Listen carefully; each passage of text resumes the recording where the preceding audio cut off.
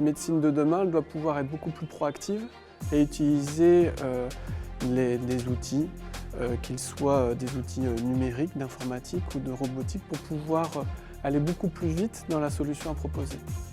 On voit bien qu'il y a une demande de soins et que jusqu'à présent, une recherche classique, c'est une recherche du passé puisqu'on accumule des données et donc on est toujours en retard sur le besoin.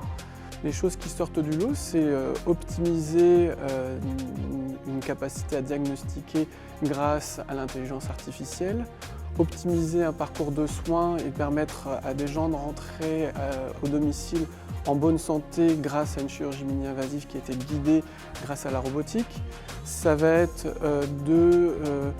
d'utiliser des données pour prédire beaucoup plus rapidement l'avenir et le devenir des patients et donc améliorer plus vite la santé de chacun.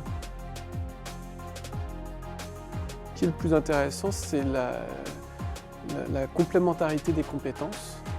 On le sentait déjà puisqu'on a une structure, le Greco, qui est une structure transversale, qui voulait aller chercher les compétences des informaticiens, des chirurgiens, quelle que soit leur spécialité.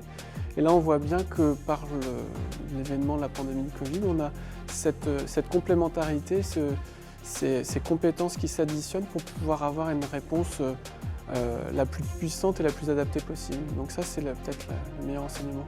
Je pense qu'il est important de se rendre compte que localement, il y a des recherches, que vous pouvez aider vos recherches locales qui sont complémentaires de ce qui existe, mais qui ont une extrême valeur, qui vont vous permettre à la fois d'avoir une démarche territoriale, et c'est aussi des chercheurs proches de chez vous qui permettront d'améliorer le soin d'un point de vue global sur le monde entier.